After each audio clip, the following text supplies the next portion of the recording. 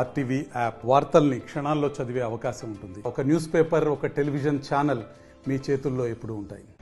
మూడోసారి అధికారంలోకి వచ్చినటువంటి బీజేపీ ప్రభుత్వం, నరేంద్ర మోడీ ప్రభుత్వము ఇవాళ ప్రైవేటీకరణ అనే విషయంలో దేశవ్యాప్తంగా మళ్లీ దీన్ని పుంజుకుంటున్నటువంటి పరిస్థితి ఉంది.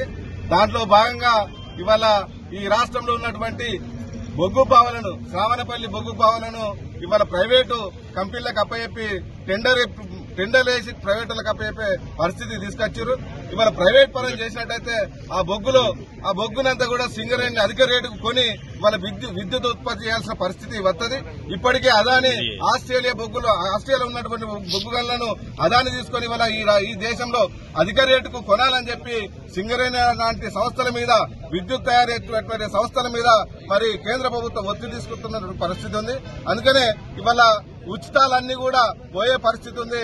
కరెంటు పిరమయ్యే పరిస్థితి ఉంది. ఇవాళ సామాన్యులు కరెంటును ఉపయోగించుకునే పరిస్థితి కూడా ఉండబోదు. అందుకనే బొగ్గు బావులను సింగరేణికి అప్పచెప్పాలి. సింగరేణి ద్వారానే ఇవాళ బొగ్గును తీయాలి. ఆ రకంగా ఇవాళ విద్యుత్ ఉత్పత్తి కావచ్చు, లేకుంటే రైళ్లకు బొగ్గు సరఫరా కావచ్చు, ఇతర ఫ్యాక్టరీలకు బొగ్గు సరఫరా కావచ్చు, తక్కువ రేటుకి ఇవ్వడంతో ఇవాళ ఇవన్నీ కూడా తక్కువ రేటుకు ప్రజలకు అందుబాటులోకి వస్తాయి. అందుకని ఈ ప్రభుత్వం మొత్తం బొగ్గు బాకులనే కాదు, ఈ దేశంలో ఉన్నటువంటి సహజ వనరులన్నీ కూడా కార్పొరేట్ సంస్థలకు అప్పచెప్పేటువంటి ప్రయత్నం చేస్తా ఉంది. ఈ దేశాన్ని మొత్తము దోచుకునే రకంగా ఇవాళ కార్పొరేట్ శక్తులకు అప్పచెప్తున్నటువంటి పరిస్థితి ఉంది. దాంట్లో భాగంగానే ఇవాళ బొగ్గు గనులను ప్రైవేటులకు అప్పచెప్తా ఉన్నారు. దీనివల్ల ప్రజలకు విపరీతంగా నష్టం జరుగుతుంది. ఇవాళ క్రాస్ సబ్సిడీ అంతా పోతుంది. అందుకని రైతులకు కూడా మరి కరెంటు బిల్లు పెరిగే అవకాశం ఉంటుంది. మరి డొమెస్టిక్ ఇళ్లకు కూడా కరెంటు బిల్లు పెరిగే అవకాశం ఉంటుంది. అందుకని ఈ బొగ్గు బావులను సింగరేణికి అప్పచెప్పి తక్కువ రేటుకే కరెంటు దొరికే విధంగా ప్రజలకు, కార్మికులకు అట్లా దొరికే విధంగా ఈ ప్రభుత్వం చేయాలని, అట్లా చేయకుంటే ప్రజల కోపానికి ఆహుతి కాక తప్పదని చెప్పి సిపిఎం గా హెచ్చరిక చేస్తాం. మోడీ ప్రభుత్వం కొత్తగా అధికారంలోకి మూడోసారి వచ్చింది. నరేంద్ర మోడీ అధికారంలోకి రాగానే దేశవ్యాప్తంగా ప్రైవేటీకరణ వేగం పెంచినటువంటి పరిస్థితి ఉన్నది. అందులో భాగంగానే ఇవాళ దేశవ్యాప్తంగా ఉన్నటువంటి బొగ్గు గనులన్నింటినీ కూడా ప్రైవేటీకరణ చేస్తున్నటువంటి పరిస్థితి ఉంది.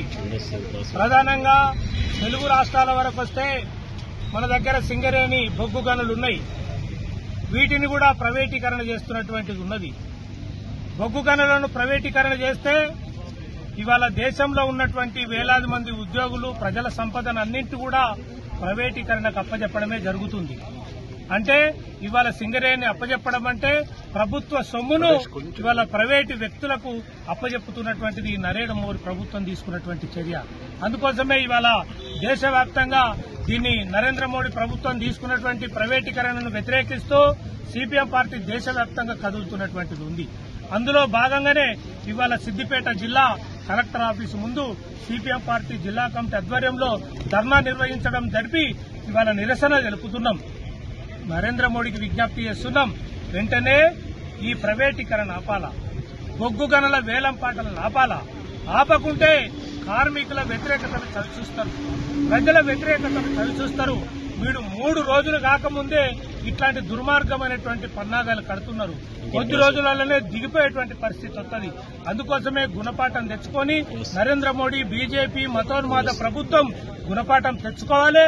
వెంటనే ప్రైవేటీకరణ ఆపాలి, బొగ్గు గనుల వేలంపాటను వెంటనే ఆపాలి. ఇది ప్రభుత్వ రంగ సంస్థగా కొనసాగాలి, ఉద్యోగుల భద్రతను కాపాడాలి, ప్రజల అవసరాలు తీర్చాలని చెప్పేసి సిపిఎం పార్టీగా డిమాండ్ చేస్తున్నాం. ఇది కనుక వెనకగా పోకపోతే బీజేపీకి వ్యతిరేకంగా దేశవ్యాప్తంగా ప్రజల్ని సమీకరించి పోరాడతామని చెప్పేసి ఈ సందర్భంగా విజ్ఞప్తి చేస్తున్నాం. మరిన్ని వీడియోస్ కోసం ఛానల్ ని సబ్స్క్రైబ్ చేయండి. లేటెస్ట్ అప్డేట్స్ కోసం వాట్సాప్ ఛానల్ ని ఫాలో చేయండి. అండ్ లింక్ డిస్క్రిప్షన్ లో ఉంది.